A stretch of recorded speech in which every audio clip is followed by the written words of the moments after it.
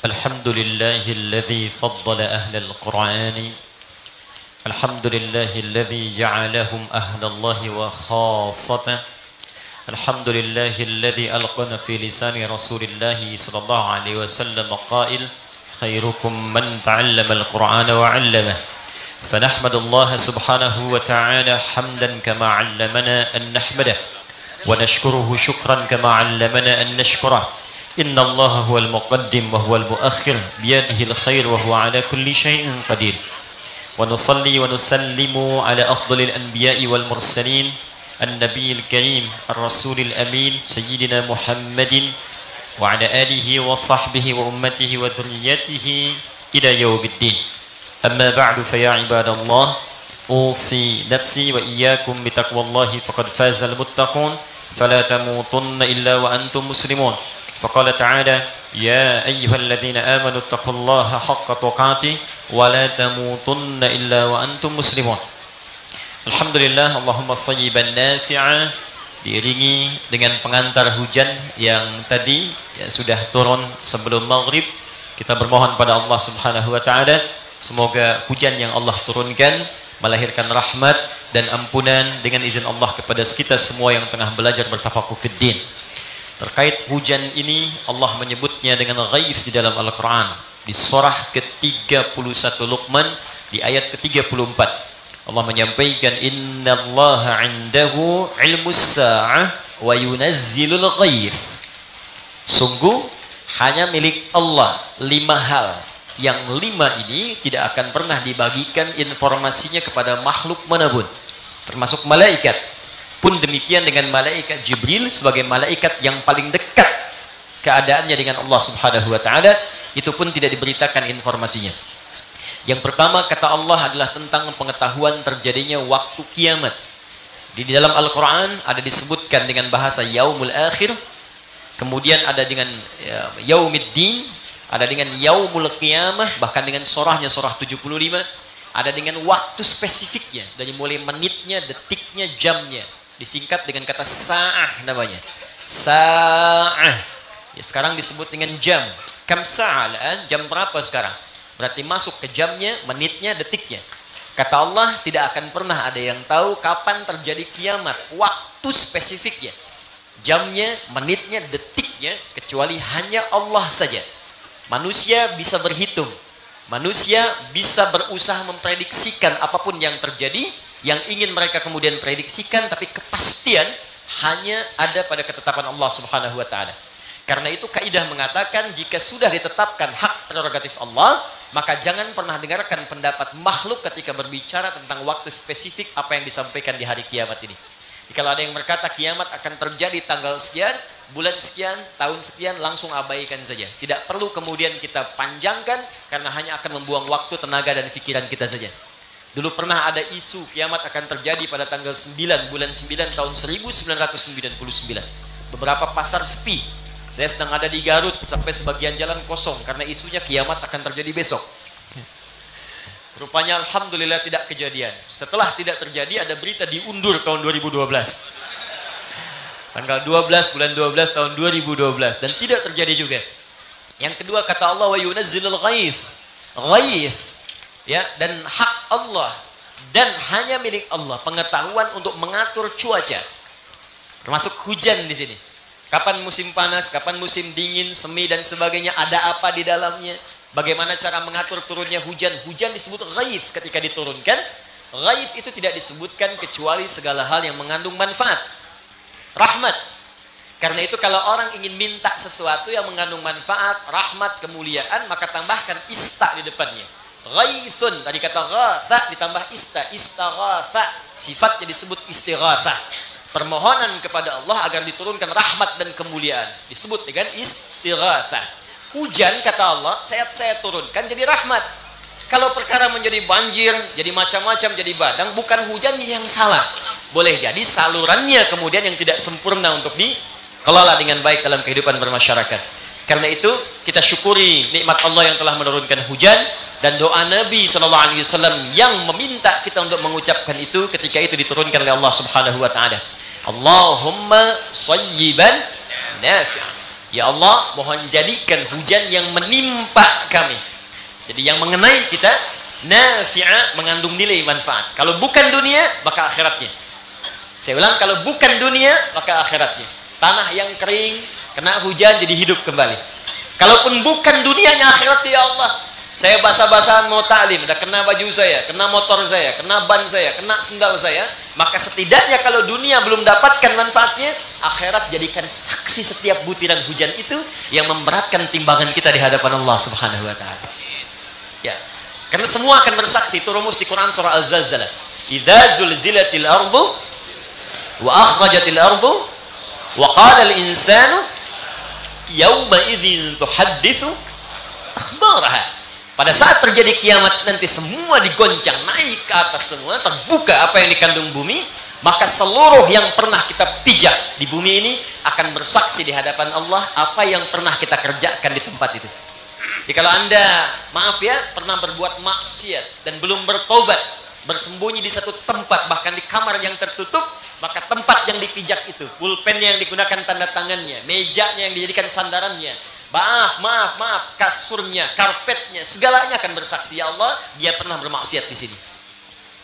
Sebaliknya, maka jika Anda pernah berbuat kebaikan akan ditampakkan sekecil apapun dan tempat itu bersaksi. Faman ya'mal mithqala dzarratin khairan yarah. Sekecil apapun ditampakkan. Saat tampak itu, bisa Anda sebelum taklim dibuka, Anda sedang membaca mushaf Al-Quran. Baru satu ayat misalnya. Baru satu ayat. Begitu masuk ke satu ayat, alif lam mim. Itu kalimat alif lam mim yang Anda bacakan saat ini dibuka oleh Allah di hari kiamat. Jam sekian. Saat si fulan sedang pasang status di sampingnya, ceklik. Yang ini kemudian sedang baca Al-Quran. Alif lam mim. Tertiba kemudian kertas-kertas mushaf itu bicara, ya Allah, si fulan membaca ini karenamu. Ya Allah, si fulan berdoa. Ya Allah, si fulan sedang berdoa, ya Allah, di karpet aku yang telah dia duduki. Ya, tetesan hujan yang berbicara, ya Allah, aku bersaksi juga saat itu bocor, aku mengenai kepalanya. Masya Allah, semua.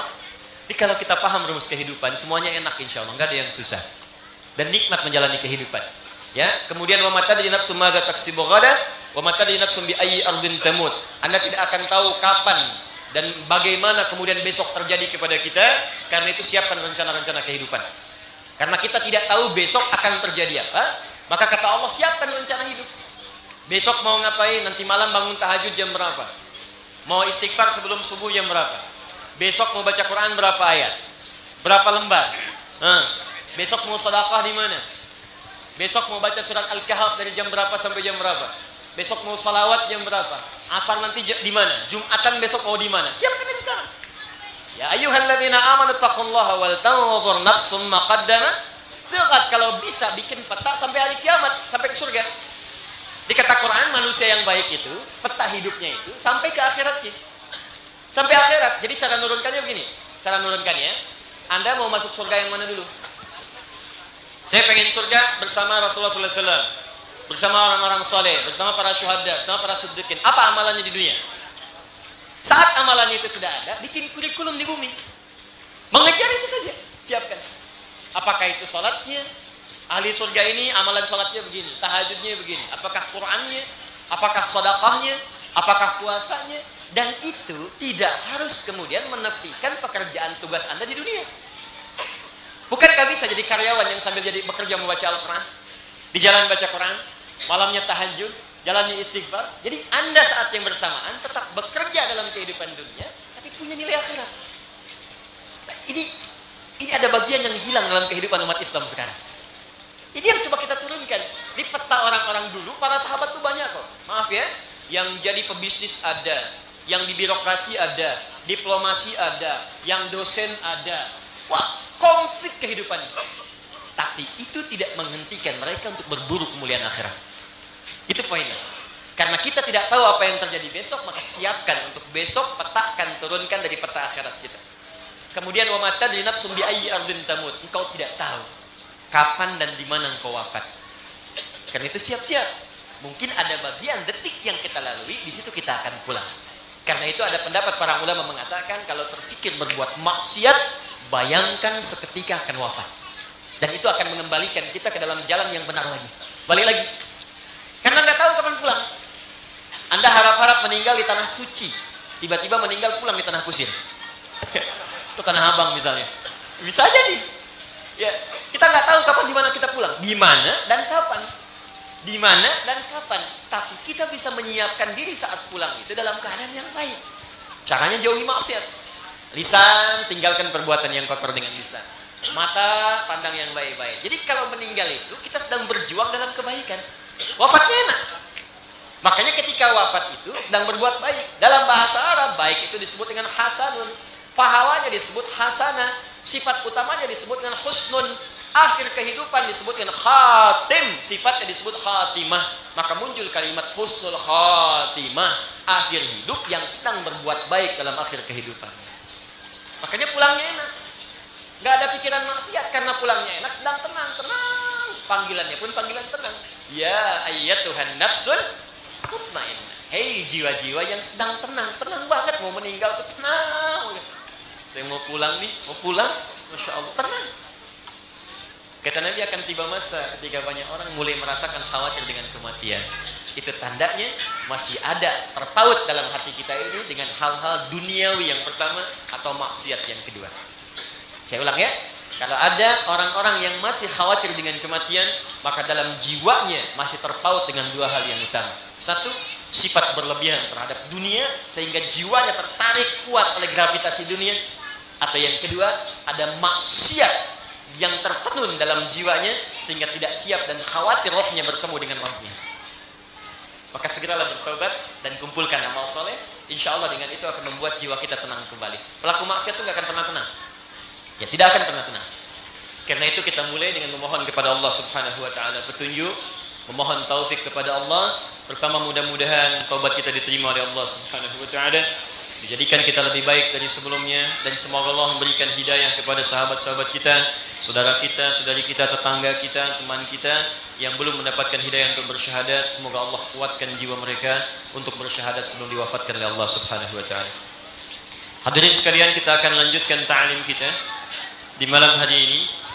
Insyaallah malam ini kita akan sempurnakan bagian ayat terakhir dari surah Al-Fatihah di firman Allah, siratal ladzina an'amta 'alaihim ghairil maghdubi 'alaihim waladdallin. Bismillahirrahmanirrahim.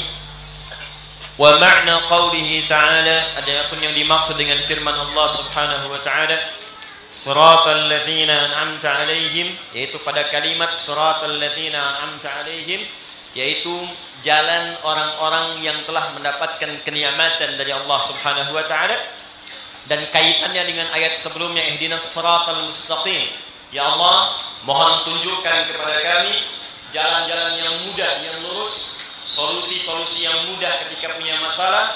Ya Allah, kesuksesan ketika beraktivitas, dan ditafsirkan dengan kalimat setelahnya, seperti Engkau berikan kepada orang-orang sebelum kami yang mendapatkan kenikmatan dari-Mu. Wa amma tafsir hadhihi al-ayat wa huwa qauluhu subhanahu wa ta'ala. Adapun penjelasan dari ayat ini ditafsirkan oleh firman Allah Subhanahu wa ta'ala di surah An-Nisa, di surah An-Nisa min ayat 69 dari ayat 69. Faqala ta'ala, maka Allah berfirman, wa may yuti'illaha war rasul fa ulaika ma'al ladzina an'ama Allahu 'alaihim minan nabiyyin was-siddiqin wasyuhada was-salihin wa hasuna ulaika rafiqa. Siapapun yang mampu menaati Allah dan Rasulnya, maka Allah akan memberikan kepada orang itu kenikmatan-kenikmatan yang sama dengan orang-orang yang pernah Allah berikan nikmat kepada mereka. Bahkan mereka akan dipersatukan dengan orang-orang ini di surga, yaitu pertama kalangan para nabi, kedua kalangan para siddiqin, ketiga kalangan para syuhada, dan keempat kalangan orang-orang soleh. Jikalau Anda bisa menjadikan mereka sebagai bimbingan dan teman hidup, maka itulah sebaik-baiknya bimbingan yang bisa kita jadikan dalam pedoman kehidupan kita. Alhamdulillah, bagi yang mengikuti kajian kita di malam Jumat, saya sarankan melihat dan menyimak video sebelumnya supaya kita bisa tertambung pada pembahasan-pembahasan lanjutannya. Telah kita uraikan di pertemuan yang lalu bahwa jika kita ingin mendapatkan kemudahan dari Allah, kenikmatan dalam kehidupan, seperti orang-orang dulu pernah mendapatinya, Maka Allah mengajarkan kita di surah An-Nisa ayat yang ke-69 untuk meneladani 4 golongan utama yang pernah hidup di bumi. Keluarkan manhaj mereka, keluarkan cara kehidupan mereka yang Allah telah sampaikan beritanya dalam Al-Quran, atau keterangan dari Nabi SAW, atau bahkan fakta perjalanan sejarah yang ditendun informasinya sampai ke kita sekarang. Maka 4 kalangan ini, pertama kalangan para nabi.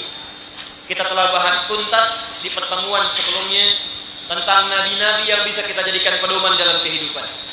Sesuai dengan profesi Anda semua, Bapak dan Ibu sekalian, jika ada di antara kita misalnya di diplomasi atau di birokrasi atau di jabatan tertentu, maka Allah turunkan kisah Nabi Sulaiman alaihissalam, Nabi Daud alaihissalam, juga Nabi Yusuf alaihissalam, diberikan pedoman dan dijadikan teladan dalam kehidupan.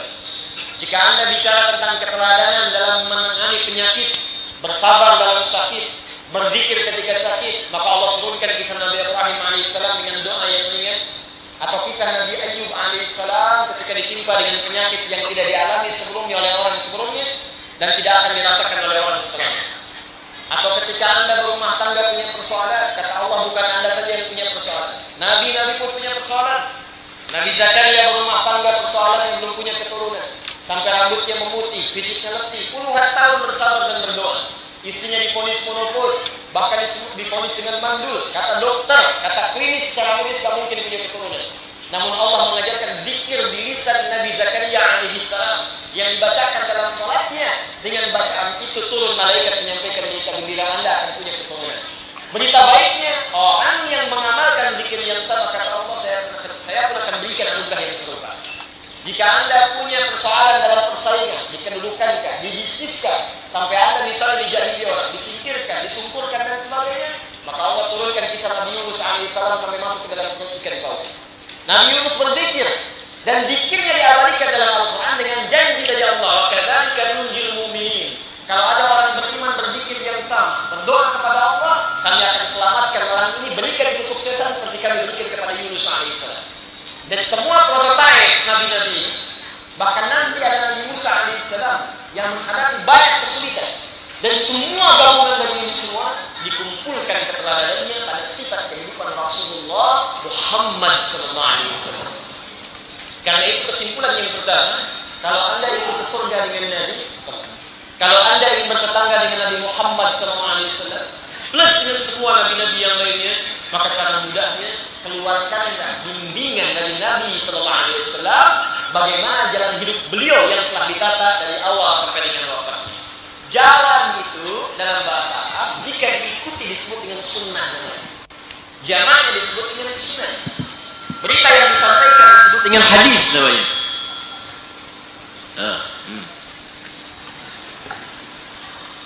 Baik. Jelas suara saya? Bismillah. Bismillah. Jalannya disebut dengan sunnah.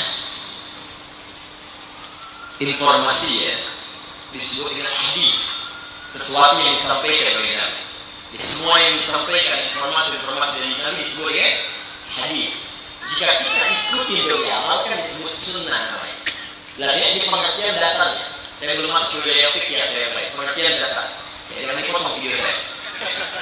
Baik. Jika Anda ikuti disebut dengan sunnah. Karena itu ada istilah disampaikan ke kita, ikuti sunnah Nabi. Ikuti sunnah Nabi. Ini perintah Allah. Yang dimaksud sunnah itu adalah petunjuk-petunjuk hidup yang bisa kita keluarkan dari bimbingan hidup Nabi sesuai dengan passion atau aktivitas yang kita jalani di bumi. Misal sebagai anak, apa tuntunan Nabi? Sebagai suami, apa tuntunan Nabi? Sebagai pekerja, apa tuntunan Nabi? Ya, sebagai pimpinan, apa tuntunan Nabi? Keluarkan semuanya. Begitu Anda bisa kerjakan itu, maka kita punya peluang untuk mendapatkan cinta dari Allah Subhanahu wa Ta'ala. Itu yang disebutkan dalam Al-Quran, surah ketiga Al-Imran ayat 31. Qul in kuntum tuhibbuna Allah fattabi'uni yuhibbukumullah wa yaghfir lakum dzunubakum. Katakan Muhammad, jika umatmu serius mencintai Allah, maka buktikan cintanya dengan mengikuti semua tuntunan-tuntunan yang dibawa Nabi. Maka jika kita diikuti, akan Allah turunkan cinta Allah kepada mereka. Jadi satu, para Nabi. Kedua, telah kita sempurnakan bahasan tentang siddiqin, orang-orang yang membenarkan dan mengamalkan semua tuntunan dalam Al-Quran dan Sunnah Rasulullah SAW. Saya ulang, orang-orang yang membenarkan semua tuntunan dalam Al-Quran serta mengamalkannya juga dalam Sunnah Nabi SAW. Membenarkan, mengamalkan. Kata Al-Quran sholat, kata orang ini sami'na wa ata'na. Kami dengar, kami benarkan, kami taati untuk diamalkan. Kata Al-Quran puasa, dia puasa. Kata Al-Quran jujur, dia jujur. Kata hadis perkara yang baik, dia berkata yang baik. Kata hadis amalkan ini, dia kerjakan itu. Kata hadis tinggalkan ini, dia tinggalkan itu. Membenarkan, mengamalkan. Dan tanpa ragu, maka ini disebutnya siddiqun. Ya seperti ini. Nah, yang ketiga, ini yang jadi pembahasan kita malam hari ini, asy-syuhada. Saya ulang, asy-syuhada, golongan syuhada. Ini yang belum kita bahas dan kita akan mulai di kesempatan malam hari ini. Dan mohon izin saya sedikit melambatkan bahasan untuk menyesuaikan dengan pembahasan kami pada kesempatan malam hari ini. Golongan ketiga, syuhada.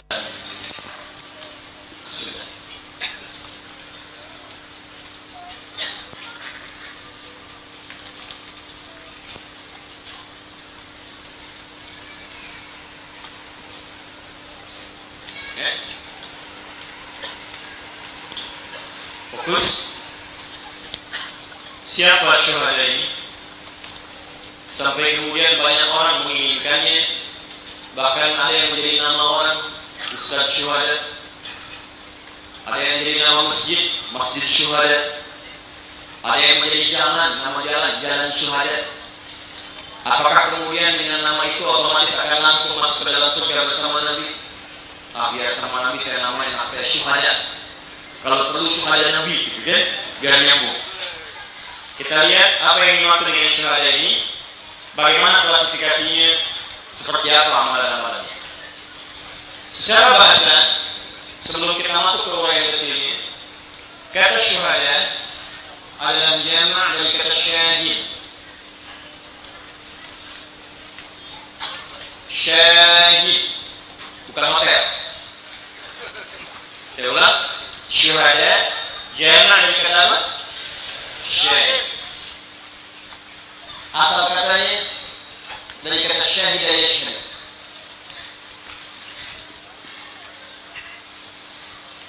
Syahid itu punya dua arti dalam bahasa. Bisa bermakna syahid fa'il yang berarti menyaksikan sesuatu. Bisa berarti masyhud dari kata maf'ul yang diperlihatkan akan sesuatu. Jika yang disebutkan makna yang pertama, syahid yang melihat sesuatu, maka sepakat para ulama, termasuk di sini para ulama hadis, disebut dengan syahid jamaknya syuhada karena sebelum mereka wafat, mereka melihat semua kenikmatan yang telah dijadikan oleh Allah Subhanahu wa taala.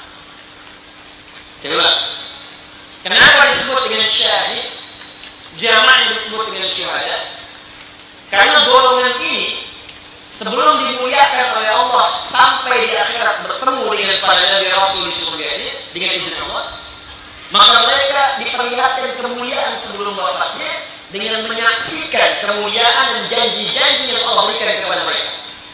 Ditampakkan keadaan kubur, ditampakkan kumpulan-kumpulan pahala yang telah mereka kerjakan. Ditampakkan kemudian suasana keindahan-keindahan kenikmatan surga yang dijanjikan itu. Sehingga saking nikmatnya penampakan itu, tak rasa kematiannya pun kemudian berlangsung dengan indah dan sempurna. Tenang. Ada yang meninggal senyum, ada yang meninggal tenang, berkeringat di keringnya cuma tenang. Ada yang meninggal sambil memancarkan cahaya, masya Allah auranya itu tenang, nyaman. Karena melihat sesuatu yang ditampakkan oleh Allah Subhanahu wa taala. Yang kedua, ada yang disebut dengan masyhud. Masyhud. Kalau yang pertama melihat langsung, syahidun, jamaknya syuhada. Yang kedua, sekilas ditampakkan, masyhud. Kalau yang tadi itu nampak melihat kenikmatan. Yang kedua hanya sekilas diperlihatkan. ditampakkan seketika. Kalau di berita itu ada sekilas info ya, slide saja. Nih, lihat gitu ya, lewat ke kenikmatannya. Ya, beda dengan yang pertama. Maka yang kedua punya arti masyhur, ditampakkan kepada mereka sekilas kenikmatan yang akan mereka raih di kemudian hari. Baik, jika kata syahid saja punya dua arti seperti tadi, ditampakkan kenikmatan-kenikmatannya, bisa melihat gambaran-gambaran kenikmatan surga yang akan diraih, bagaimana kenikmatan di alam kubur. Ada kemudian golongan kedua yang sekilas ditampakkan saja sehingga tenang dalam wafatnya. Ini menunjukkan yang mendapatkan kenikmatan ini bukan satu golongan amal tertentu, bukan ada pada satu amal saja. Ini menunjukkan amalan ini sifatnya beragam dan menunjukkan amalan ini tidak terfokus pada satu amal saja. Karena itulah kemudian Al-Quran menjamakkan kalimat dari kata syahid menjadi syuhada.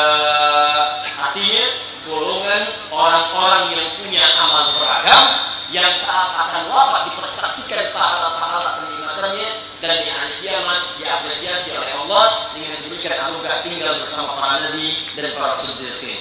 Kesimpulan cepatnya, para syuhada adalah orang-orang yang memiliki amalan beragam, bukan satu amalan saja. Awas pembukanya saya penting sampaikan, karena nanti sebagian masyarakat ada yang membatasi syahid syuhada dalam satu aspek saja. Pokoknya kalau gugur di medan perang itu syahid, kalau gugur di medan taklim bukan syahid.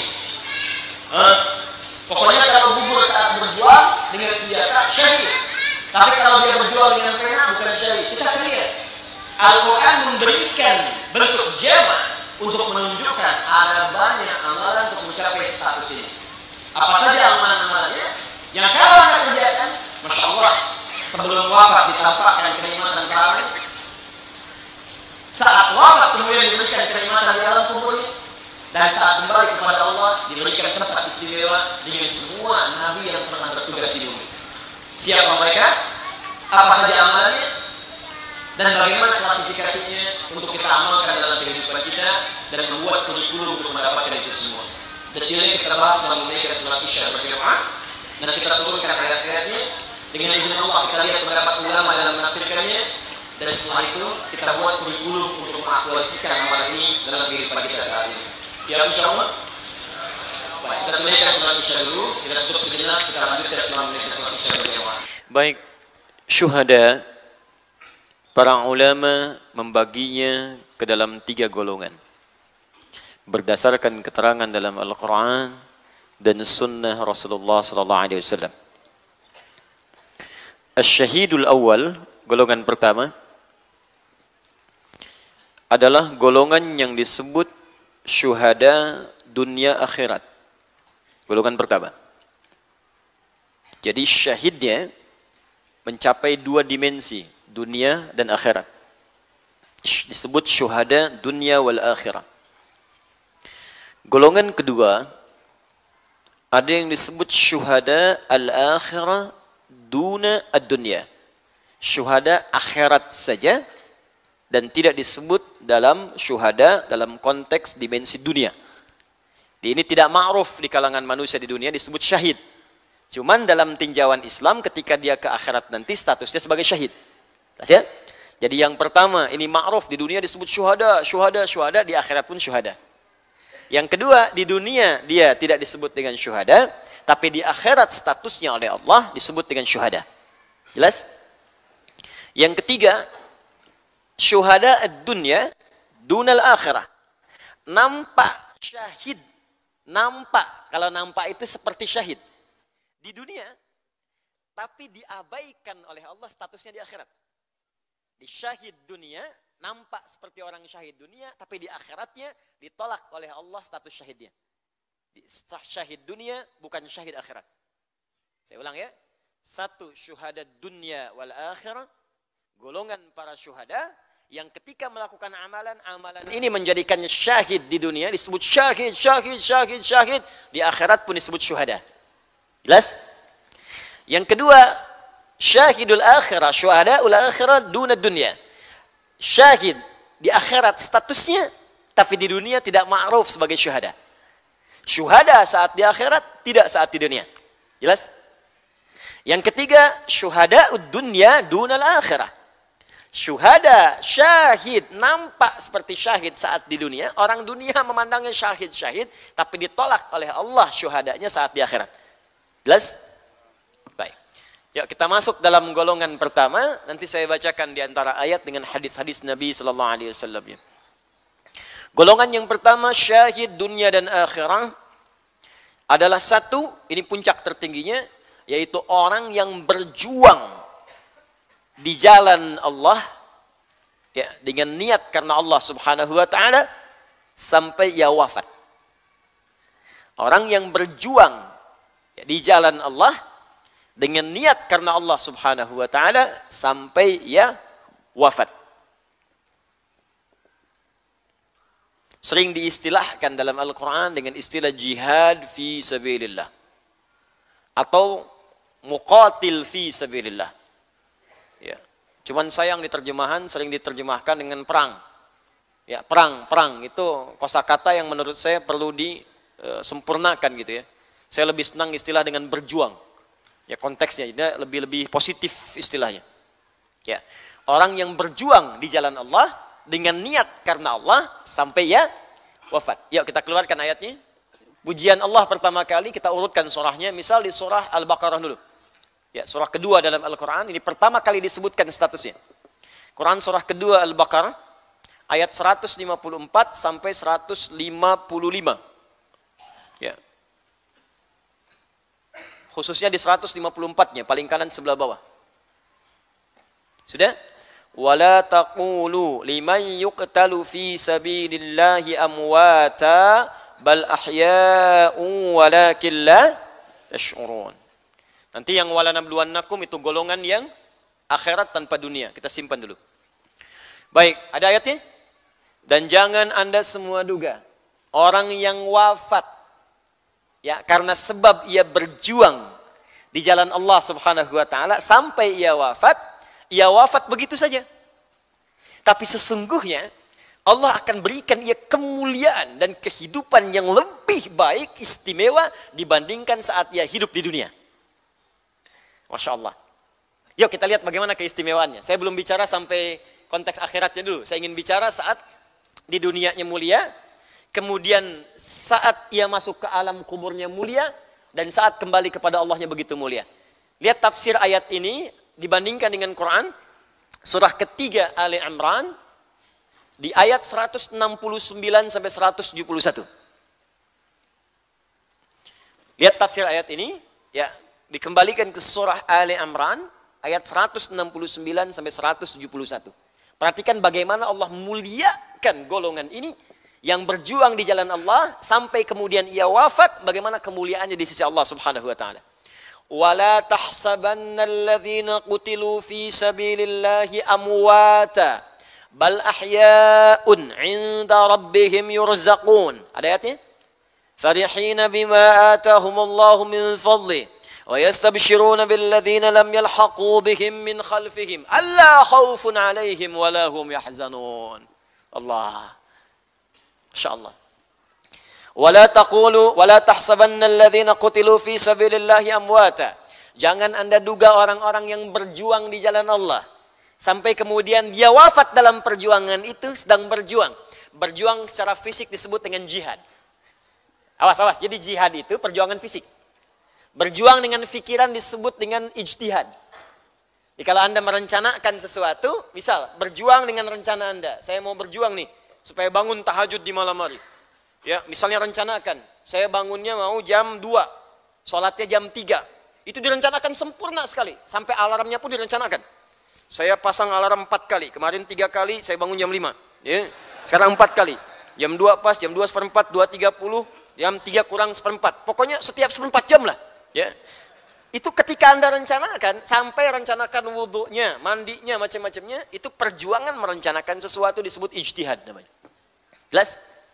Baik, perjuangan mengeksekusi apa yang direncanakan itu disebut jihad namanya, secara fisik. Ya, jadi kalau dalam konteks kecil ya, bukan yang berjuang di medan perang. konteks kecilnya, Anda mau bangun malam, Anda rencanakan sekarang. Begitu malam alarmnya bunyi, gitu ya, bunyi, langsung Anda bangun. Wah, refleks matikan alarm. Ya. Nah, itu jihad. Usaha Anda itu untuk bangun, walaupun cara pertama matiin alarm. Ya. Bangun lagi, siap lagi. Nah, biasanya bangun yang kedua itu relatif lebih sadar. Saya kan mau bangun malam, kan? Masa kalah sama ini? Sebentar, istighfar, tapi bangun-bangun jam 3 gitu kan? Itu berjuang. Jadi berjuang mengeksekusi sesuatu, perjuangan fisik jadi disebut dengan jihad namanya. Jelas? Saya mau ke masjid besok subuhan di masjid A, masjid B, masjid C. Jaraknya dari rumah sekian. Maka kalau ke masjidnya jam 4:06 sudah azan, berarti saya jam setengah 4 sudah harus ke masjid. Rencananya ijtihad dieksekusi dengan jihad namanya. Saya besok mau ke kampus pelajaran jam sekian, saya berangkat jam sekian. Ijtihad, eksekusi, jihad namanya. Jelas? Ya, perjuangan secara fisik disebut jihad. Puncaknya nanti perjuangan ketika membela dan memperjuangkan nilai-nilai yang dibenarkan oleh Islam. Awas, nanti aspeknya banyak. Jelas ada membela nanti agama, ada berjuang membela nilai-nilai, kemudian izzah Islam, ada sifatnya bela negara, ada banyak nanti aspeknya. Cuma niatnya itu yang membedakan. Makanya dalam Islam semua aspek itu kembali ke niat. Ke niat, ya. Hadis Al-Bukhari, nomor hadis yang pertama. Ya, an Abi Hafsin Umar bin Al-Khattab radhiyallahu taala anhu. Qala Rasulullah sallallahu alaihi wasallam, innamal a'malu binniyat wa innamal likulli imri'in ma nawa. Ya, dari Abu Hafs Umar bin Al-Khattab, semoga Allah meridai kepada beliau menyampaikan. Satu kali Rasulullah SAW pernah bersabda, sungguh semua pekerjaan itu akan dihisab berdasarkan niatnya. Niat. Itu yang membedakan nanti perjuangan itu menjadi jihad di sisi Allah. Punya nilai tidak itu, syuhada atau tidak. Karena itu kalau Anda belajar hadis misalnya dari Riyadhus Shalihin. Imam An-Nawawi punya beberapa kitab. Kitab pertama beliau karang At-Tibyan fi Adab Hamalatil Quran. Itu untuk adab, sebelum belajar ilmu belajar adab dulu. Yang kedua Al-Arba'in 42 hadis. Yang ketiga Riyadhus Shalihin 1896 hadis. Nanti sampai ke Sahih Muslim, ke Al-Minhaj dan sebagainya. Sebelumnya di Riyadhus Shalihin Anda buka bab pertama, Babul Ikhlasi wa Ihdarun Niyah fi Jami'il Aqwali wal Af'ali. Bab tentang keikhlasan dan menghadirkan niat tuh. Dalam setiap apa yang kita utarakan secara lisan atau yang kita lakukan dalam tubuh kita sebagai perbuatan, maka yang menentukan itu punya nilai atau tidak di sisi Allah adalah niatnya. Di antara pembahasan bab ikhlas ini ada pertanyaan sahabat, "Ya Rasulullah, ada seorang lelaki berjuang karena fanatismenya, ada seorang berjuang ingin disebut sebagai pahlawan. Maka bagaimana di antara mereka itu yang statusnya jihad fi sabilillah?" Kata Nabi, "Man qatala litakuna kalimatullahi hiyal ulya fahuwa fi sabilillah." Kata Nabi, bela negara, bagus, harus dilakukan. Berjuang membela harta benda, ketika ada kemungkaran dan sebagainya, perjuangkan. Berjuang membela izzah dan sebagainya, perjuangkan. Tapi yang membedakan kata Nabi niat. Ketika semua niat dikerjakan karena Allah, maka itulah masuk kategori fi sabilillah. Makanya semua pejuang-pejuang kita yang muslim dulu, yang membidani lahirnya negara kesatuan Republik Indonesia, yang dengan darahnya, yang dengan kain kafannya, yang dengan merah putihnya, itu yang membedakan perjuangan mereka, bukan sekedar dunia untuk Indonesia merdeka, tapi ridha Allah. Makanya keluar resolusi jihad, tulisannya resolusi jihad. Karena yang diinginkan berjihad. Berjihad, jadi bela negara ketika diniatkan karena Allah untuk berjuang. Supaya tidak masuk mafsadat masuk ke dalam negara dan merusak nilai-nilai keislaman yang sedang dipraktikkan, maka itu perjuangan. Maka muncul jihad fi sabilillah. Kayak Haji Nur Ali jihad fi sabilillah. Dari Tasik kemudian jihad fi sabilillah. Ya, itu semua berjihad, jihad. Semua itu niatnya jihad. Makanya disadari betul ketika kemerdekaan kemudian diraih, nama Allah dikibarkan. Buka coba, saya kan pembaca undang-undang waktu SD itu. Dan sampai sekarang nggak berubah. Atas berkat rahmat Allah yang maha kuasa. Mau dibaca apa itu Allah? Atas berkat rahmat Allah yang maha kuasa. Dan dengan didorongkan oleh keinginan luhur. Coba perhatikan. Didorong oleh keinginan luhur, diletakkan setelah rahmat dan berkat Allah subhanahu wa ta'ala. Karena dari dulu memang punya keinginan luhur. Tidak pengen merdeka. Disadari kalau memang Allah tidak berkehendak, gak akan jadi. Makanya ditempatkan kalimat Allah itu di situ. Dan dirangkum kemudian dalam undang-undang, dihargailah masyarakat untuk menunaikan agamanya. Dan umat Islam beribadah dan dijamin oleh negara. Karena perjuangan tadi. Makanya ketika pasal 29 ayat 1 itu dikukuhkan, negara didasarkan atas ketuhanan yang Maha Esa. Baca pasal 29 ayat 1. Negara berdasar atas ketuhanan yang Maha Esa. Di konsepsi ketuhanan itu menjadi acuan di negara kita karena sadar ada nilai jihad yang menjadi bidan kelahiran negara kesatuan Republik Indonesia. Di pasal 29 ayat 2-nya, negara memberikan kemudian jaminan dan perlindungan pada masyarakat untuk beribadah. Negara menjamin kemerdekaan tiap-tiap penduduk untuk memeluk agamanya masing-masing dan beribadah menurut agama dan kepercayaannya itu. Negara menjamin. Kenapa? Karena dari ibadah tadi itu, dari aktivitas kita kemudian mendalami keislaman untuk umat Islam, ada manfaat untuk negara, di antaranya kontribusi jihad tadi. Makanya kalau ada taklim, negara melindungi. Ya, ada orang sholat, negara melindungi. Ada orang haji, negara mengatur. Ada orang zakat, negara mengatur. Itu konsepsinya seperti itu. Ya, ada orang bercadar, ya negara melindungi. Karena bagian dari ibadah gitu ya. Nah, tapi kalau ada yang belum mengerti, ya dijelaskan, jangan marah-marah. Ya, kalau yang belum paham, dimaklumi saja. Dan gak usah marah-marah. Ngapain marah-marah? Yang belum paham itu dipahamkan. Yang belum tahu, diberitahu, bukan dimarahi. Kalau ada orang memberikan statement kemudian karena belum paham, dipahamkan. Sudah, jangan saling menghujat, selesai. Paham ya? Buang-buang waktu. Saya sering katakan, mencela yang sudah tercela, buang-buang energi. Menyalahkan yang sudah salah, buang-buang waktu. Ini sudah, sampaikan informasinya dan selesai. Ya, karena ada beberapa sekarang, ya, cara berpikir yang tidak wajar gitu. Dan kita koreksi setelah itu, kita hormati sudah.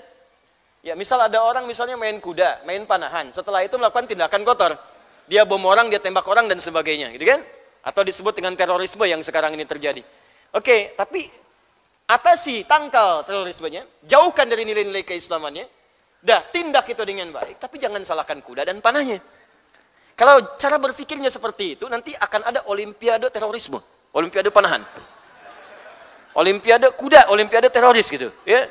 Jadi jangan sampai ada perbuatan kemudian dikerjakan menjadi hukum kepada yang lainnya. Baik, Anda bayangkan nggak kalau ada orang nusuk orang pakai cadar, lalu dilarang cadarnya. Saya tanya kalau ada orang korupsi pakai dasi, pakai jas, lantas besok-besok nggak boleh orang pakai jas, nggak boleh orang pakai dasi. Ya, waktu di Sarinah terorisnya pakai jin, celana jin aja dipakai celananya tuh. Ya, terus pakai topi, pakai kaos. Besok-besok nggak boleh semua orang pakai jin. Kenapa? Karena jin adalah sumber terorisme. Nah, ini cara berpikir ini yang kita perbaiki, tapi nggak usah marah-marah. Gak usah marah-marah, kita beritahu, sudah ini seperti ini. Kalau paham, alhamdulillah. Kalau tidak, nggak apa-apa. Dan jangan potong video saya.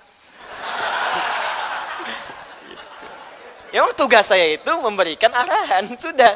Ya, alhamdulillah diikuti, alhamdulillah. Kalau tidak, nggak apa-apa. Tapi jangan bikin kemudian kegelisahan-kegelisahan sehingga rame gitu. Kita ini sudah saatnya membangun, sudah. Saatnya mengisi dengan kebaikan, jangan ribut-ribut lagi. Ya, kalau semuanya ribut, kapan kita bangun negerinya? Kalau semua ribut, kapan kita menjadikan Indonesia ini makmur sejahtera seperti cita-cita undang-undang? Tapi ingat, kembalikan poinnya jihad fisabilillah. Nah, karena jihad ini penting, makanya dulu di kurikulum dulu, termasuk saya waktu belajar SD itu, sampai SMP, itu kurikulumnya masih ada tentang pembahasan sejarah kebudayaan Islam, SKI. Dikisahkan perang ini, perang itu. Bukan perangnya sebetulnya, tapi diajarkan bagaimana cara berjihad yang benar. Makanya ketika pelajaran SKI itu ada, nggak ada kayak bom, nggak ada kayak tembak-menembak, nggak ada macam-macam, nggak ada. Kenapa? Karena pelajarannya ada, diajarkan dengan benar. Begitu pelajaran itu hilang sekarang, muncullah bom ini, bom itu, bom ini. Karena nggak ada cara mereka untuk belajar. Akhirnya instan dari YouTube, boom. Anda bayangkan, tukang somai jadi bisa bikin bom. Karena pelajaran yang benarnya nggak sampai gitu. Nah, karena itu, kata Al-Quran, kalau ingin belajar jadi syuhada, maka belajar dengan cara yang benar. Dan sampaikan supaya tidak sembarangan. Dan ingat ya, ingat. Karena statusnya tinggi menjadi syuhada, maka resikonya pun tinggi. Kalau Anda tidak mengikuti kaidahnya, ancamannya neraka jahanam. High value, high risk. High value, high risk. Paham? Bahasa Cirebon. Apresiasinya tinggi, tapi resikonya pun besar. Itu jihad. Jadi kalau salah kaidah, ya neraka jahanam. Turun Quran surah keempat An-Nisa ayat 92 sampai 93. Wa may yaqtul mu'minan muta'ammida. Siapa yang merencanakan pembunuhan satu orang saja, apalagi dia beriman, fajazauhu jahannam. Kalau dilakukan dengan cara yang salah, maka dia telah pesan kafling di neraka jahanam. Wa ghadiballahu alaihi. Allah murka kepadanya. wa la'anahu, dan Allah akan melaknatnya, wa 'addalahu 'adzaban 'azima, dan Allah menjanjikan siksa yang berlipat dibanding siksa-siksa yang lainnya. Tunjukkan pada saya orang beriman mana yang punya cita-cita pesan kafling di neraka jahanam. Tunjukkan pada saya orang beriman mana yang punya cita-cita dilaknat oleh Allah. Jadi jangan sembarangan kalau ada orang-orang di pengajian ngikuti tembak ini, bom ini, tusuk ini, awas neraka jahanam. Jelas ya?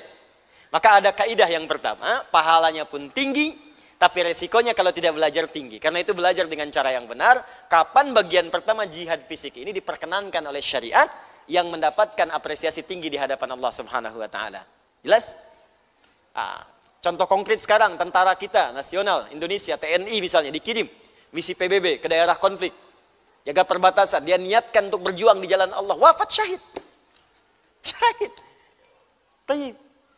Ada misalnya dari Indonesia, dari negara kita nih, ada anjuran, ayo semua berjuang, negara kita sedang darurat, kita keluar tuh. Cuma niat dalam hati kita berjuang karena Allah. Begitu karena Allah kita lakukan berjuang, wafat di pertengahan, dalam suasana itu syahid fi sabilillah. Karena itu saya sarankan deh ya, saya sarankan khususnya pada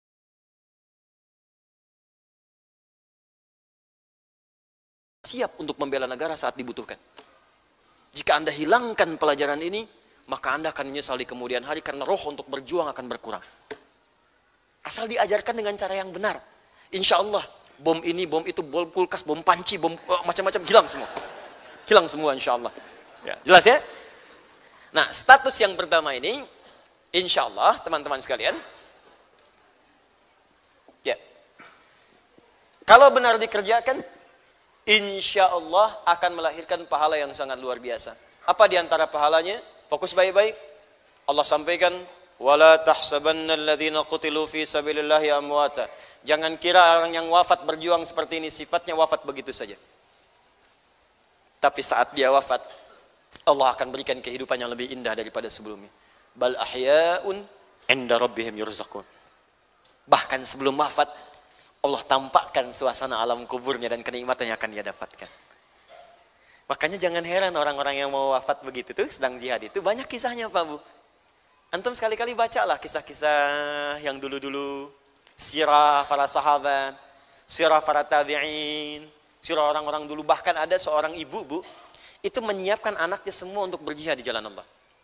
Jihad di jalan Allah. Ya, saat ada tuntutan untuk itu, disiapkan khusus. Bahkan ada dulu seorang ibu yang meminta semua keluarganya berjihad. Karena kemuliaan itu. Ya, dan saking cintanya dengan Rasulullah, yang pertama dilihat oleh beliau Rasulullah. Dia begitu datang kabar, waduh ibu katanya, ini anakmu tadi wafat syahid di jalan Allah. Rasulullah gimana? Rasulullah. Ibu, ini suami anda wafat di jalan Allah. Rasulullah gimana? Hampir semuanya. Jadi wafat dengan syahid ini sebuah kebanggaan. Dan puncaknya melihat figur Rasulullah SAW. Dengan semua janji tadi. Ada seorang ibu yang dikabarkan anaknya, oh ibu anakku sedang berjuang. Saya tanya, sudah syahid belum? Sudah syahid belum? Bahkan orang dulu itu mencita-citakan anaknya itu bisa syahid. Jika ada tuntutan untuk bisa mendapatkan itu semua. Makanya belajar dengan benar, tuntutan itu ditempatkan di mana dengan baik. Ya, maka ada orang yang ketika akan wafat, banyak kisahnya yang sahih. Ada yang bidadari surganya kemudian menemani dia saat akan wafat dalam sakaratul maut. Ada, banyak. Dan kisah itu viral sekarang, bahkan di YouTube, di mana-mana, di buku. Itu di kitab dikeluarkan dalam bentuk cerita. Sampai kepada riwayat yang mutawatir. Ya, ada yang berjuang tiba-tiba wafatnya senyum begini. Ada yang saat mau meninggal baca Al-Quran, seperti Syekhul Islam Ibnu Taimiyah itu dalam berjuang. Ya, Masya Allah. Jadi banyak yang saking nikmatnya itu, jadi kebiasaannya terbawa. Mau wafat ada yang baca Quran, mau wafat ada yang baca hadis, mau wafat ada yang senyum gitu. Masya Allah. Nggak ada yang bengong kayak antum begini.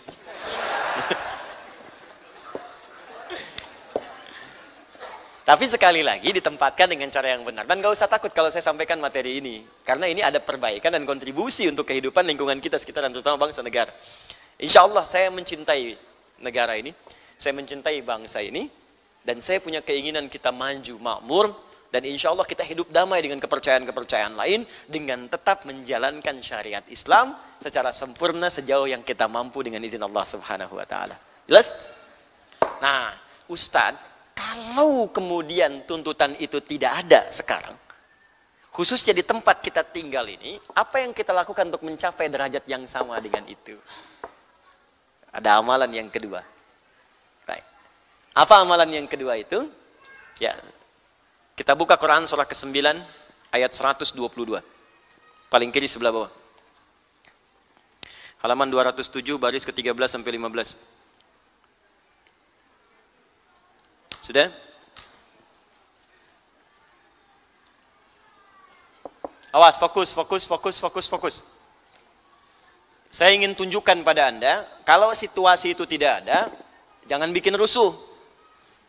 Jangan bom orang, tembak orang, sebut ini togut, sebut ini kafir, sebut ini itu macam-macam. Sudah, neraka jahanam. Ayo, lihat, fokus, lihat. Kalau situasinya tidak ada, Allah sudah memberikan informasi 15 abad yang lalu. Bahwa aku turunkan, kata Allah, satu amalan yang saat engkau kerjakan nilainya sama dengan orang yang berjuang langsung di medan perang. Statusnya mujahid fi sabilillah. Kalau ia wafat, wafatnya syahid syuhada. Allahu Akbar. Saya bacakan ayatnya. وَمَا كَانَ الْمُؤْمِنُونَ لِيَنْفِرُوا كَافَّةً فَلَوْلَا نَفَرَ مِنْ كُلِّ فِرْقَةٍ مِّنْهُمْ طَائِفَةٌ لِيَتَفَقَّهُوا فِي الدِّينِ وَلِيُنْذِرُوا قَوْمَهُمْ إِذَا رَجَعُوا إِلَيْهِمْ لَعَلَّهُمْ يَحْذَرُونَ. Ada ayatnya? Baik. Jadi ayat ini turun saat banyak orang Islam di masa Nabi, saat sedang tuntutan berjuang di jalan Allah. Dia ada yang nyerang ke Madinah, ada yang nyerang kemana, harus bela diri. Ada yang nolong sahabatnya saat dizalimi, semua berjihad. Karena turun ayat kemuliaan jihad tadi, ya turun, semua pengen keluar berjihad.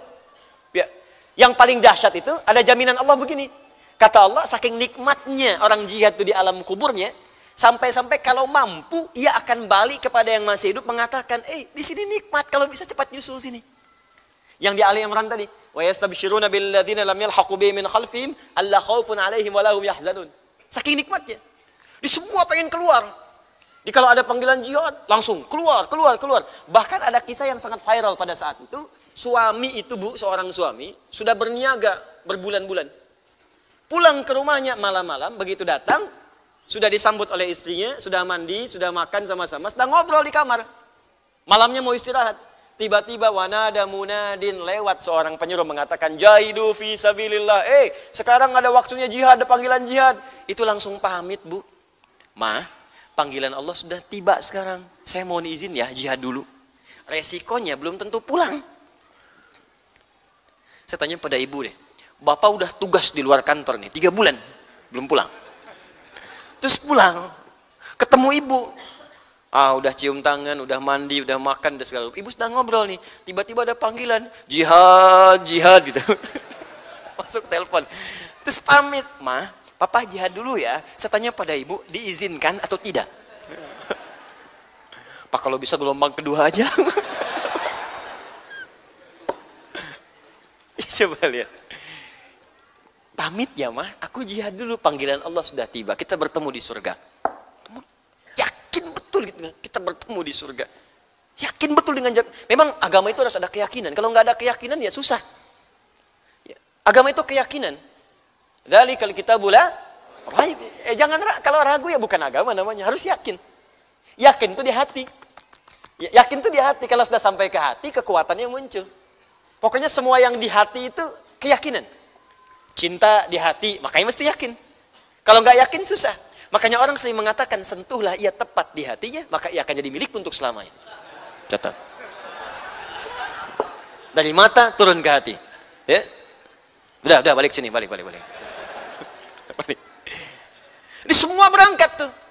Ketika semua berangkat, kosong sebagian tempat. Karena kosong itu, kalau semua nanti syahid, siapa yang meneruskan risalah? Maka turunlah ayat ini. Allah turunkan sebuah amalan yang dengan amalan itu setara dengan jihad dan tidak harus semua ke medan perang. Kata Allah, "Wa ma kana al-mu'minuna liyanfiru kaffah." Tidak mesti semua orang beriman terjun ke medan perang semua. Kalau kalian berangkat semua, siapa yang nata kota? Siapa yang bangun, siapa yang belajar, siapa yang makmurkan negeri? Siapa yang bangun negeri? Siapa yang kerja di ini? Siapa yang di situ? Siapa yang bisa makmurkan ini semua? Siapa yang meneruskan risalah keislaman dengan baik?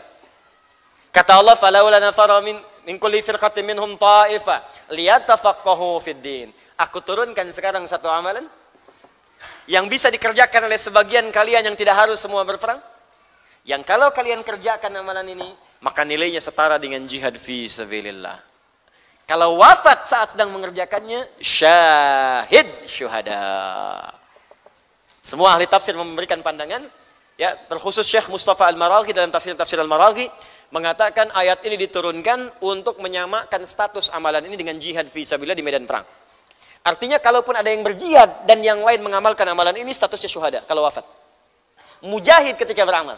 Kalau tidak ada tuntutan kemudian berjihad dengan perjuangan, maka amalan ini statusnya naik di atas jihad dengan amalan fisik. Ada di atas. Apa amalannya? Kata Allah, liyatafaqahu fid din. Amalannya tafaqquh fid din. Dari kata fikih. Menggali, memahami, belajar tentang semua tuntunan yang bisa dipelajari dalam ad-din. Amalannya tafaqquh fid din. Saya pelan-pelan ya. Nanti saya berhenti dulu di sini. Setelah ini nanti kita undang teman-teman yang akan berjuang tafaqquh fid din ini. Dan nanti saya akan mintakan juga insyaallah wakil ketua MPR untuk hadir bersama kita nanti insyaallah setelah huraian ini untuk memberikan ya sebuah pesan-pesan khususnya pada siswa yang akan tafaqquh fid din ini, dan mudah-mudahan kita doakan mereka pulang kembali menjadi ulama insyaallah. Ya. Lihat sini. Amalannya disebut tafaqquh fid din. Bu, Pak, hati-hati Bu, Pak. Ini nilainya sama dengan orang yang berjihad di medan perang. Saat terjadi tuntutan. Apa itu tafaqquh? Tafaqquh berasal dari kata fikih artinya. Dari kata fikih, faqaha. Faqaha bermakna al-fahmu. Paham. Fikih itu artinya paham. Ya, saya ulang. Fikih artinya apa? Paham. Gini, kita belajar ilmu nahwu dan sharaf dulu ya. Di ilmu sharaf, kalau ada kata dasar ditambah ta di depannya, maka di antara fungsi ta itu menunjukkan kesungguhan dan keseriusan. Misal, faqaha ditambah ta di sini. Maka ta-nya ini menunjukkan keseriusan, kesungguhan. Kalau sebelum akhirnya, sebelum huruf akhir ditambah tasydid. Tasydid dari kata syiddah. Ya, secara ilmu bahasa, tasydid itu menunjukkan dua huruf yang disatukan. Awwala hamzah waw lam. Ya. Tapi dalam fikih lughah kalau ada kata syiddah ini menunjukkan amalannya tidak mudah. Sehingga butuh motivasi dua kali lipat. Semangat, menunjuk pada semangat.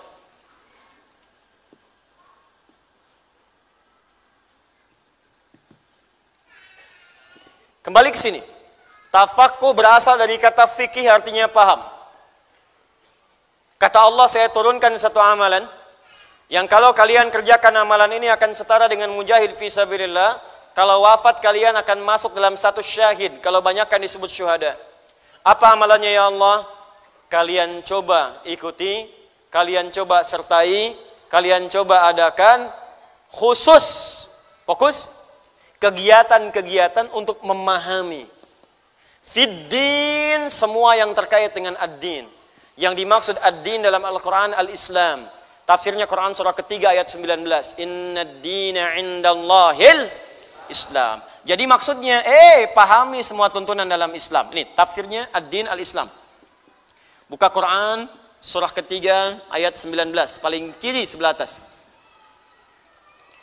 Jadi kalau tidak ada tuntutan untuk berjuang di medan perang, tidak ada anjuran itu, ulama belum berfatwa, majelis ulama belum memberikan arahan dan sebagainya, maka yang kita cari ini majelis-majelis tafaqquh.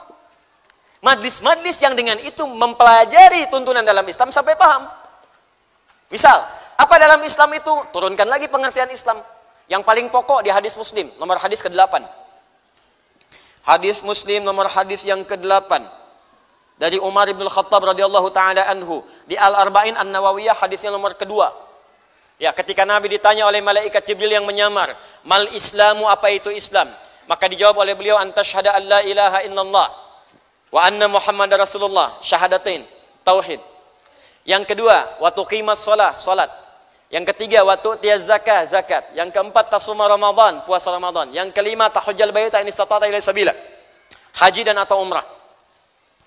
Di sebelum kita bahas yang tinggi-tinggi dulu, ini ada yang pokok.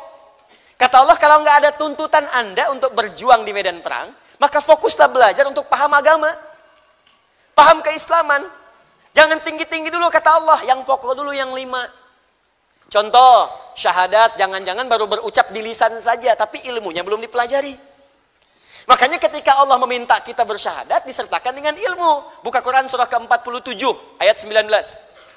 Fa'lam annahu la ilaha illallah. Terjemahkan dengan ilmu balaghahnya. Fa'lam, maka Anda mesti punya ilmu. Kalau diterjemah, maka ketahuilah. Fa'lam itu fi'il amr dari kata alima. Alima ya'lamu ilman fahuwa alimun wa dzaka ma'lumun. I'lam la ta'lam. Ya i'lam, cari ilmu. Jadi jangan cukup bersyahadat dengan lisan, cari ilmu untuk menguatkan syahadat kita sehingga kita kuat betul. Paham betul kenapa Tuhan yang mesti Allah, kenapa nggak pilih yang lain?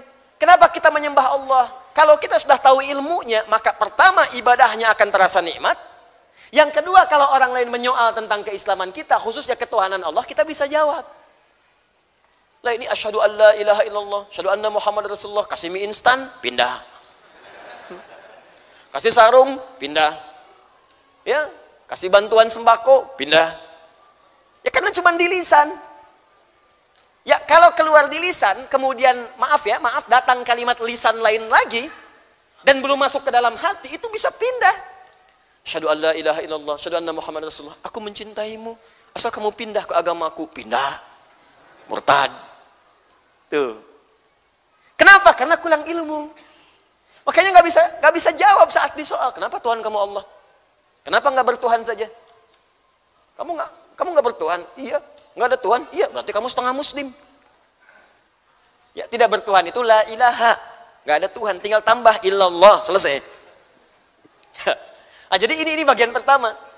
Kedua, coba cek. Maaf ya, saya sudah bersyahadat Ustaz. Saya belajar tauhid, ilmunya disebut tauhid. Masuk sholat. Sholat itu Pak Ibu sekalian, coba cek. Semua kitab-kitab, buku-buku yang mengajarkan kita tentang sholat dan memberikan informasi seputar sholat, pasti tulisan depannya fikih sholat. Cek. Saya belum pernah nemukan ada buku judulnya ilmu sholat. Pasti fikih. Fikih salat karangan Syekh Fulan. Sifat salat Nabi SAW karangan Syekh Fulan. Fikih. Kenapa menggunakan kalimat fikih? Ada isyarat kalau mau belajar ibadah tentang salat sampai paham betul. Jangan sampai berucap tapi nggak ngerti yang diucapkan. Coba, saya sering sampaikan kalimat ini. Jujur sampaikan pada saya. Dan tanamkan pada jiwa Anda. Demi Allah saya katakan. Anda dari ribuan kali ruku dan sujud sampai malam ini, berapa persen bacaan salat yang Anda pahami? Ya bagaimana sholatnya bisa khusyuk kalau nggak ngerti yang dibacakan? Ruku nggak paham, sujud nggak ngerti, duduk di antara dua sujud nggak juga paham. Ya bagaimana kita bisa menikmati sholat kita? Dan anehnya dikerjakan itu 5 kali sehari.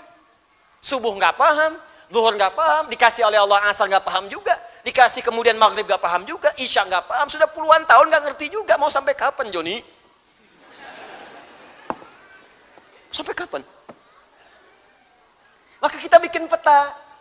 Cari majlis ilmu, majlis ta'lim yang mengajarkan kita sampai paham, sampai mengerti. Dia bukan sekedar memberikan doktrin, ikuti saya. Kalau nggak ikut sama saya, oh berarti Anda salah keislamannya. Yang dibenarkan oleh Quran itu cari yang memahamkan kita. Karena itu saya sering katakan pada Anda, kalau Anda belajar dengan saya, tidak meningkat wawasan Anda, tidak paham tentang agama, tinggalkan saya. Cari ustaz lain. Itu lebih baik. Makanya kita bikin peta sekarang, ini pengajian mana nih? Ya di depan tinggal Anda, di sini ada Al-Ihsan, Jannatul Firdaus, Baitur Rahim, Al-Azhar, Al-Ihsan sana lagi. Ya, ada As-Salam, terus ke sebelah sana. Ya, ada lagi yang ke Sumarekon macam. Cek jadwalnya, mana fikih sholat. Gurunya siapa? Ngajarkan apa? Sampai paham atau sekedar informasi. Cari yang sampai memahamkan betul. Begitu Anda dapatkan itu, itulah peluang jihad. Tinggi itu. Makanya buru. Saya aneh antum ini tahu mau meninggal, tapi nyarinya dunia melulu. Ya keluar gelap, pulang gelap. Sepekan tuh masa untuk akhirat tuh nggak ada gitu. Katanya yakin akan meninggal. Yakin akan dihisab. Persiapannya apa? Persiapannya apa? Kalau malam ini wafat apa persiapannya? Dan kita kan nggak tahu kapan wafat. Coba sebelum tidur tuh merenung sejenak ya. Kalau saya malam ini wafat, bagaimana status saya di hadapan Allah? Sholat saya dari sekian banyak diterima enggak? Amalan saya berapa yang diterima? Berapa yang ikhlas? Berapa yang sering dibincangkan pada orang? Berapa yang pengen dipuji? Berapa banyak yang ingin dinilai oleh manusia? Dan Anda masih merasa aman dengan hisab yaumul qiyamah. Itu ada anak-anak Anda. Ada cucu, ada bapak, ada ibu. Apa enggak terbayang satu saat ketika Anda berpisah dan mendengar teriakan anak Anda yang Anda sekarang pangku-pangku? Yauma yafirrul mar'u min akhi wa ummihi wa abi. Ibu berpisah dengan anaknya, suami dengan istrinya, anak-anak dengan keponakan dengan temannya. Wa man fil ardi jami'a tsumma yunji. Dia berharap pengen selamat sendiri, sementara ketika dia mau selamat, anaknya teriak, "Papa, panas, Pak, panas, panas." Anda bisa apa saat itu? Anda merasa aman sampai malam ini? Mau sampai kapan gitu? Mau sampai kapan? Kalau cuma kita lafadzkan kita nggak mengerti. Memang betul sah sholatnya, sah. Sah sholat. Cukup sampai di situ. Tapi kenikmatannya kosong gitu. Kita pengen ketika sholat tuh ada air mata yang mengalir. Pengen saat sujud ada kepasrahan tertunduk. Pengen saat berdoa ada keindahan dan ketenangan saat memohon. Itu bagaimana bisa mendapatkan itu kalau nggak mengerti yang kita kemudian dapatkan? Mana akhirat kita? Dan ketika Anda hadir di taklim semacam ini, itu jihad. Jihad. Makanya kalau saya katakan, petakan tuh taklim-taklim sekitaran tempat kita. Jangan semua buat dunia. Sabtu, Ahad, cari. Kan udah diajarkan oleh sahabat Nabi. Ya, Abbas, paman Nabi SAW, itu pebisnis, sukses, pengusaha. Tapi punya waktu-waktu saat weekendnya untuk belajar dengan Nabi. Sampai hafal 200 hadis. Anaknya dibawa, kalau beliau sedang bekerja, anak dititipkan. Sehingga saat Nabi meninggal, bapaknya hafal 200 hadis, anaknya hafal 2000 hadis. Tuh. Biasakan seperti itu. Kalau wafat antum pas saat mengikuti itu, wafat meninggal, syahid. Masya Allah. Kayaknya ada ulama yang sedang mengajar begini, di antara guru itu ada guru-guru kami itu, sedang mengajar begini, tiba-tiba senyum. Asyhadu an la ilaha illallah, asyhadu anna muhammadan rasulullah. Meninggal. Ya, Masya Allah. Ada yang sedang baca Quran di masjid. Antum sekali-kali kalau buka YouTube carilah orang-orang yang seperti itu supaya bisa menggetarkan hati gitu. Mengingatkan pada kematian itu penting. Cari ulama-ulama saleh, lihat yang lagi baca Quran meninggal, lagi sholat meninggal. Terus tanya pada diri antum, saya meninggalnya saat bagaimana? Itu. Nah, ini dia. Fikih. Jadi kita jangan bicara yang tinggi-tinggi dulu dan udahlah sekarang jangan cari banyak masalah. Jangan cari banyak keributan. Kita mau fokus saja kerjakan kebaikan. Belajar dengan baik, kontribusi yang positif, hilangkan hoax, hilangkan kata-kata kotor dan sebagainya. Sudah fokus siapkan akhirat kita. Kata Nabi, ini kalimat ini penting sekali. Sayaghlibu 'ala dunya Luqa ibn Luqa'. Nanti akan tiba orang-orang yang berusaha menguasai dunia kalangan Luqa bin Luqa'. Luqa bin Luqa' ini orang yang tidak kenal kebaikan. Dia orientasinya buruk aja gitu. Dunia buruk dan sebagainya. Maka yang paling baik diantara itu, kata Nabi, adalah orang tua yang menyiapkan anak-anaknya konsisten dalam kemuliaan. Fokus rawat jadi anak baik, rawat jadi anak mulia. Jadi kalau bukan Anda yang penghafal Quran, anaknya yang hafal. Kalau bukan Anda yang hafal hadis, anaknya investasikan. Kalau sudah seperti itu, semuanya akan baik. Jadi kalau anak Anda baik, kan ke depan itu generasi yang akan berkontribusi pada negara, pada lingkungan, itu anak-anak kita, bukan kita sekarang. Jadi kalau kita siapkan semuanya baik sekarang, mereka akan jadi anak baik kemudian hari. Dan panennya saat akhirat nanti. Karena kita nggak akan tahu saat kapan mereka kembali kepada Allah. Panennya akhirat. Akhirat. Jadi kalau orientasi begini enak hidup kita tuh, enak gitu. Fikih zakat, fikih haji, fikih umrah. Berapa banyak orang umrah tapi nggak ngerti yang dilakukan. Putar Ka'bah, sayang. Ada yang jual kebun, jual tanah, jual macam-macam sampai di sana ibadahnya nggak sempurna. Ada yang tawaf bawa handphone, subhanallah, alhamdulillah, la ilaha illallah, Allahu akbar. Sa'inya live, kelihatan di sana, wow, di aku lagi lari-lari kecil nih. Oh, tuh, ya, oh saya kira kamu maraton. Tuh, sayang itu, sayang. Ini fikih. Jadi kalau tidak ditemukan amalan yang pertama tadi, maka penuhi majlis-majlis ilmu. Majlis ilmu itu pun yang memahamkan kita tentang syariat. Nah, kalau ada yang seperti ini statusnya, mujahid fi sabilillah. Jadi bukan majlis yang menghilangkan keimanan atau ilmu, ketawa-ketawa nggak jelas, ya kan? Atau nggak ada manfaatnya untuk kehidupan kita. Terakhir, ini baru setengah, kata Allah, waliyunziru qaumahum idza raja'u ilaihim la'allahum yahdharun. Orang yang belajar ini bukan sekedar datang, tapi dia memahami, mencatat, mengingat, dan dari pelajaran itu di-share lagi kepada anggota keluarganya yang tidak ikut belajar. Ini isyarat dari Al-Quran, tidak semua yang tafaqquh fiddin sekeluarga ikut semua. Kayak antum sekarang, mungkin suami ikut, istri tidak. Ya kan? Anak ikut, orang tua tidak. Orang tua ikut, anak tidak. Jangan soleh sendirian, karena antum tuh ada keluarga yang lain. Masa cuma ente aja yang ke surga, anak mau dibawa kemana? Istri gimana? Keluarga, kerabat bagaimana? Tetangga bagaimana? Ya, makanya kata Al-Quran, serius belajarnya, catat. Gak paham, tanyakan. Cek lagi. Sekarang ada YouTube, enak, bisa dilihat, dibolak-balik, gitu kan? Ya, kaji lagi, pahami lagi, itu caranya. Jadi kalau kita belajarnya demikian, itu Masya Allah, tinggi nilainya di sisi Allah.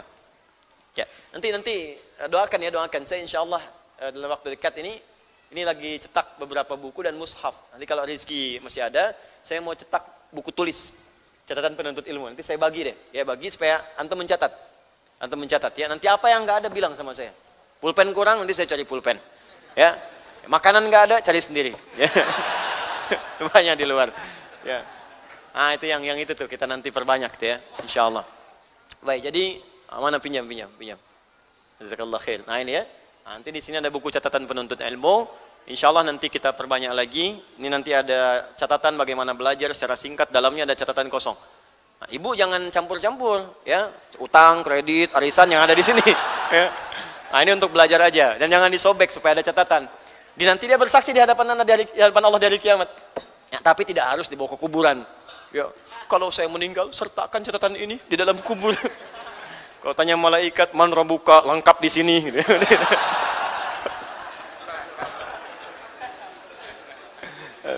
Paham ya? Baik, siap insya Allah? Nah, belajarnya mesti begitu. Dan biasakan fokus pada pelajaran. Jangan sibukkan dengan yang lain yang mengurangi pahala kita. Makanya saya tidak mengajarkan celaan, saya ngajarkan. Jangan sampai masuk majelis ilmu pandai mencela. Ini belum apa-apa baru keluar udah nyela orang.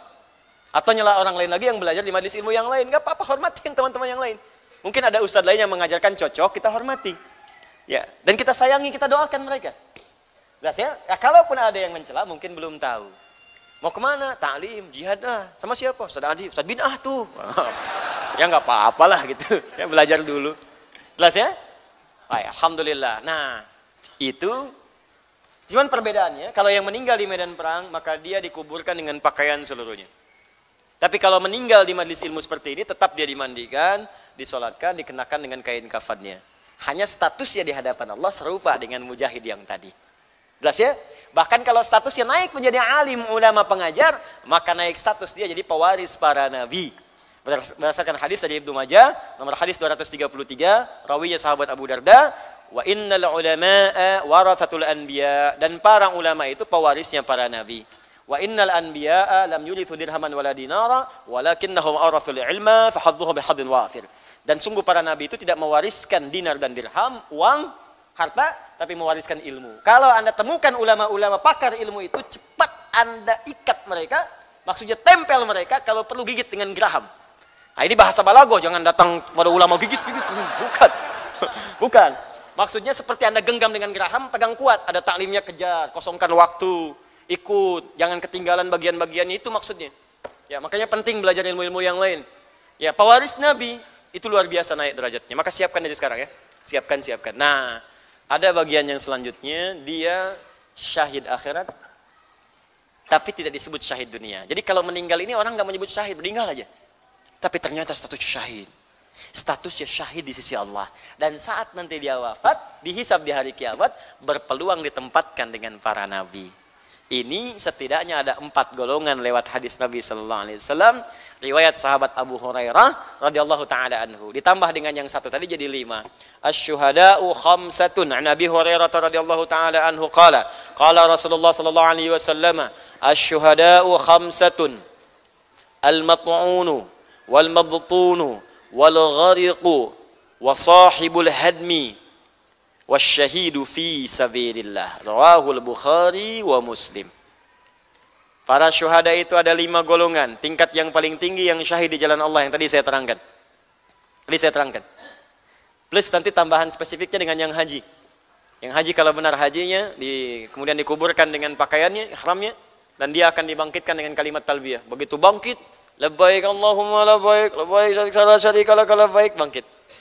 Tapi ada 4 golongan lain kata Nabi, yang jika dia kemudian wafat masuk dalam kategori syuhada akhirat, walaupun di dunia tidak familiar, tidak viral disebut dengan syuhada. Apa yang keempat itu? Ya, 1 al-mat'unu, 2 al-mabtunu, yang ketiga al-ghariqu, yang keempat sahibul hadmi. Apa arti dan terjemahan dari keempat ini? Kita akan lihat di pertemuan yang berikutnya insyaallah.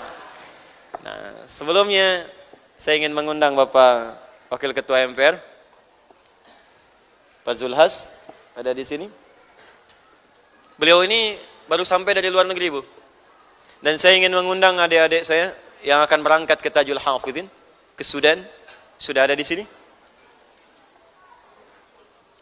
Waalaikumsalam, Mas Zul.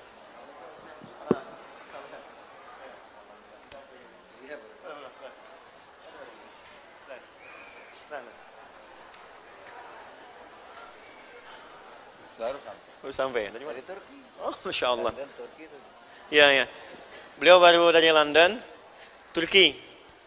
Saya itu kirim pesan, saya bilang, Pak Zul, insya Allah malam ini ada ta'lim, dan kita akan melepas adik-adik kita, putra-putri bangsa, untuk belajar di kampus khusus di dunia, spesifik untuk ahli Quran saja.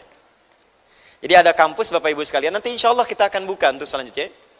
Jadi di kampus itu hanya menerima penghafal Quran 30 juz. Tidak menerima yang lain. Dan dia akan diberikan ilmu-ilmu di sana sesuai dengan aspek terapan dari Qurannya. Indonesia mendapatkan 10 kuota dan 10-nya diberikan kepada Quantum Akhir Institute. Alhamdulillah. Jadi diserahkan kepada kami. Lalu saya menyeleksi se-Indonesia. Ada murid-murid saya khusus di sini, sebagian saya buka untuk seluruh wilayah di Indonesia. Dari 800 orang hanya terambil 8 orang yang memenuhi kualifikasi. Insya Allah visanya sudah sampai, tiketnya juga sudah kami belikan, ya, dan kami siapkan perjalanannya insya Allah. Tanggal 26 akan berangkat. Saya WA-kan kepada Pak Zul, karena beliau ini putra-putri bangsa, maka harus ada dari perwakilan bangsa yang melepas juga pada malam hari ini. Ternyata belum sampai WA-nya, conteng 1 aja Pak Zul. Udah nyampe sini saya baru dikasih kabar, beliau ini sedang di pesawat dari London ke Turki baru nyampe. Jadi begitu buka WA di bandara langsung ke sini. Alhamdulillah. Ganti baju aja katanya ya, supaya sesuai lah gitu. Alhamdulillah, terima kasih Pak Zul kesempatan hadir pada kesempatan kali ini. Bapak Ibu sekalian, saya ingin sampaikan bahwa anak-anak ini akan berangkat. Sebagian besar dari mereka adalah yang mengikuti program pengkaderan ulama. Dikinya punya kelas khusus namanya PKU, ya, program kader ulama. Insya Allah seperti saya janjikan, di pekan ini akan dibuka kembali, sudah masuk gelombang kedua. Gelombang kedua sudah selesai, akan masuk gelombang ketiga. Gelombang ketiga ini, saya kasih bocoran syaratnya sekarang. Insya Allah yang akhwat juga akan saya buka. Saya terima ikhwan 10, akhwat 10, syarat pertamanya mesti hafal Quran 30 juz. Itu saya bimbing langsung. Saya akan bimbing langsung, saya bimbing selama setahun. Setelah itu nanti saya kirimkan untuk belajar di pusat-pusat keilmuan, sumber-sumber ilmu sesuai dengan bidangnya. Nanti pulang lagi supaya bisa mengabdi insya Allah di masyarakat Indonesia. Pada malam hari ini saya langsung saja saya undang, di mana Mas? Maafnya? Yang 8, yang itu Pak Taufik. Enggak, itu aja. Ada beberapa adik-adik kita yang akan berangkat, bisa berbaris di belakang sini. Silakan. Pinjam mic-nya Mas. Mic-nya pinjam. Sini ya. Nah ini insya Allah adik-adik kita yang akan berangkat, teman-teman sekalian. Nah, silakan Pak, ayo silakan. Ini ada teman-teman kita, ini sudah belajar dengan kami di sini. Dan saya utus ke Istanbul dulu, untuk belajar dulu setahun. Di mereka ngambil sanad di Istanbul, ini ada di antara mereka yang sudah hafal Quran, yang sanadnya tersambung ke Rasulullah SAW. Ya, nyambung, 30 juz. Dan saya tugaskan sebelum berangkat untuk mengabdi dulu di lingkungan kecil, supaya bisa memahami fikih dakwah. Dan mohon doakan mereka akan berangkat insya Allah ke kampus yang tadi saya sebutkan, kurang lebih belajar S1 4 tahun, S2 2 tahun, S3-nya 2 sampai 3 tahun. Jadi pulang-pulang ke sini insya Allah masing-masing sudah jadi ahli Quran dengan izin Allah Subhanahu wa taala. Ini karena dari luar Jawa, dari Padang, dari mana, dari macam-macam. Ini 5 yang sudah hadir. Antum dari mana? Dari Bogor. Siapa namanya? Muhammad Faiz dari Bogor. Nah ini sudah sanad, sudah selesai Quran dengan punya sanad ke Rasulullah SAW. Ya. Antum dari mana? Dari tadi. Dari Purwakarta. Ya. Siapa namanya? Fauzi. Sudah menikah belum?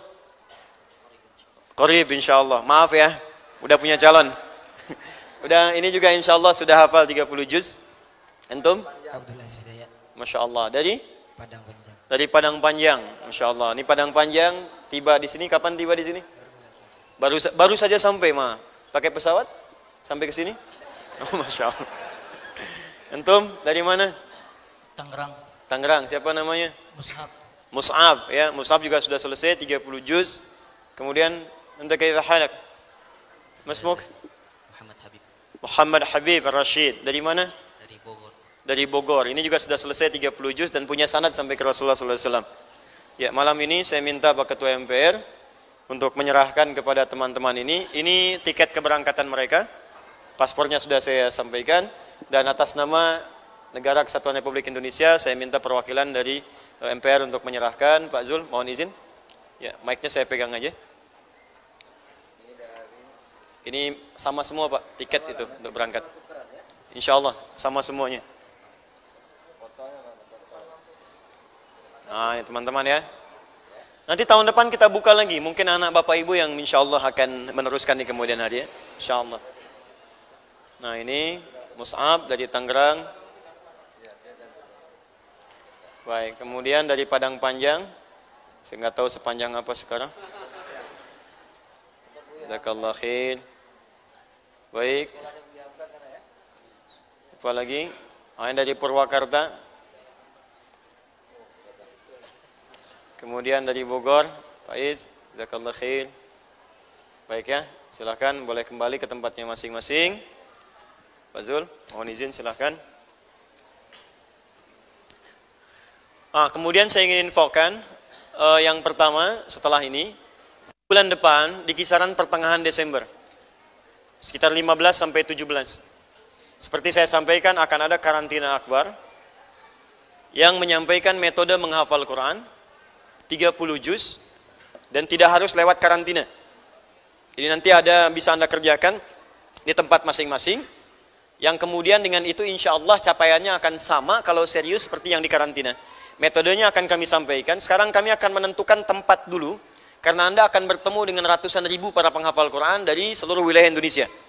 Ya, mungkin catat dalam lembaran kehidupan kita, insya Allah kita akan ada di sana. Dan insya Allah mudah-mudahan wafat sebagai penghafal Al-Quran ya, dengan Allah Subhanahu Wa Taala. Yang ketiga saya mohon doa insya Allah. Ini sedang berjalan proses teman-teman sekalian untuk Islamic Center ya, Islamic Center ini di Jawa Barat saya sampaikan, wilayahnya di Bandung, tapi saya belum tetapkan informasi kepada Anda tepatnya di mana, supaya tidak ada spekulan-spekulan sekali lagi ke sana ya. Kita insya Allah tahap pertama sudah jalan, akuisisi lahan, marketnya sudah beres, dan bahkan insya Allah kita sudah mulai menyiapkan guru-guru. Ya, guru-guru sudah mulai, hafalan sudah mulai, bahkan MOU dengan beberapa bagian sudah mulai. Jadi mohon izin, yang sudah masuk donasi dari teman-teman sudah mulai kami gunakan untuk akuisisi lahan, persiapan, program Qur'annya, at-taisirnya dan sebagainya. Mudah-mudahan tahun depan pembangunan sudah berjalan, dan yang pertama kali dibuka insya Allah laboratorium Al-Quran untuk semua pecinta Al-Quran dan pesantren. Ya, dan pesantren. Baik, terakhir barangkali saya mintakan ke Pak Zul untuk sedikit memberikan masukan, testimoni kepada kita, dan nanti setelah Pak Zul sampaikan, saya akan memberikan kejutan sebagai penutup dari pertemuan kita untuk informasi yang sangat penting. Silakan Pak Zul. Baik, bismillahirrahmanirrahim. Assalamualaikum warahmatullahi wabarakatuh. Assalamualaikum. Alhamdulillah, wassalatu wassalamu ala rasulillah wa ala alihi wa sahbihi wa wala amma ba'du. Alhamdulillah Pak Ustadz, saya 5 hari tugas. Tadi begitu landing dapat WA dari guru kita, ada melepas mujahid-mujahid kita ke Sudan. Baru baca tadi jam 6. Jadi saya langsung pulang, ganti baju aja terus kemari. Saudara, kita doakan guru kita Ustaz Adi Hidayat selalu diberi kekuatan, diberi kesehatan. Amin, amin. Untuk terus berjihad di jalan Allah. Cita-citanya ingin melahirkan 100.000 penghafal Al-Quran. Saya berjanji sekuat tenaga akan membantu mendukung beliau sebisanya. Apalagi tadi lihat anak-anak kita, coba lihat tuh tadi yang 5 muda-muda, gagah-gagah. Begitu melihat wajah-wajah mereka, nampak bahwa Islam akan bangkit dari Indonesia insya Allah. Amin. Oleh karena itu Azhar sekali lagi, mungkin kalau beasiswa itu kan terbatas Ustaz, dari negara penerima terbatas. Artinya kalau anak-anak muda gini memiliki kemampuan, itu kita juga bisa carikan beasiswanya. Saya punya anak-anak ada 500 kita didik di Lampung. 500 itu 400 beasiswa, 100 saja yang bayar. Satu bulannya satu anak 2,5 juta. Berarti kalau 400 berapa itu? Tinggal hitung aja. Artinya kalau ada teman-teman nanti yang memiliki talenta, memang pintar, kalau 8 kita kirim atau 10 kita kirim, lama.